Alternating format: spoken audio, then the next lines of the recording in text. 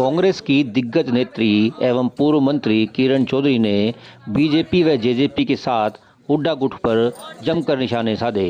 उन्होंने आरोप लगाया है कि बीजेपी सरकार में एक के बाद एक करोड़ों रुपए के घोटाले हो रहे हैं और अब चुनाव आता देख बीजेपी असल मुद्दों को से ध्यान भटकाने के लिए राम मंदिर का राजनीतिक इस्तेमाल कर रही है। उन्होंने कृषि मंत्री को भी आड़े हाथों लिया और कहा कि उनकी नाक के नीचे ही घोटाले चलते रहे, अब उनकी जांच की जा रही है।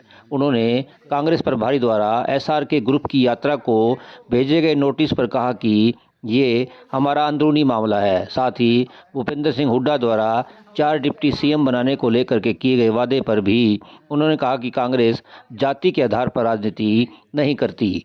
भिवानी महेंद्रगढ़ लोकसभा सीट से जेजेपी नेता डॉक्टर अजय सिंह चौटाला या दिग्विजय चौटाला के चुनाव लड़ने पर भी उन्होंने कटाक्ष किए। भिवानी से दीपक मुटरेजा की रिपोर्ट।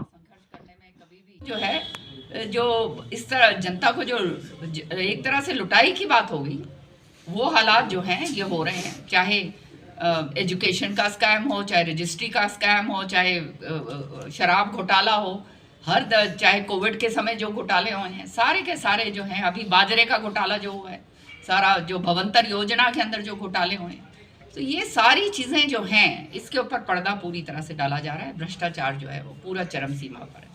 जो औरतों को धुएं से बाहर निकालें, औरतों को धुएं से बाहर कहाँ निकाला? जो गैस का सिलेंडर जो हमारे समय 400-450 रुपये का होता था, 1150 रुपये का पूरा करा, अब उसको जो है 900 रुपये पर लेकर आए हैं। और वो भी आने वाले समय के अंदर सिलेंडर जो है, मैंने सुना है कि वो सिलेंडर बदलाव कई जगह कर भी दिए हैं, भेज रहे हैं। जो सिलेंडरों के अंदर जो 14 किलो गैस आया करती थी, वो सिलेंडर जो है अब 10 किलो के आएंगे। घर के अंदर भी अगर हम प्रवेश करते हैं, गृह प्रवेश भी होता है, तो जब तक घर पूरा ना हो जाए, पूरी तरह से उसके अंदर जो है आपका चौका चूल्हा शुरू ना हो जाए, जब तक घर प्रवेश नहीं होता, तो राम लाला जी के लिए भी थोड़ी सी देर इंतजार कर लेते। और उसमें आप कौन आपको रोक रहा है? आप करो, अच्छी तरह से करो, हम भी कहते हैं उसकी वाहवाही करते।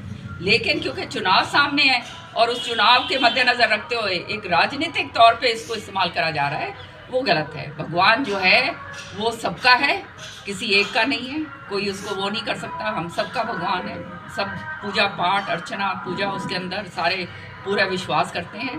और जो है ये धर्म को अगर राजनीतिक तौर पर अगर घसीटा जाता है, तो इससे ज़्यादा दुर्भाग्य की कोई बात मैं समझती हूँ नहीं हो सकती। हमारा पहाड़ है खानक,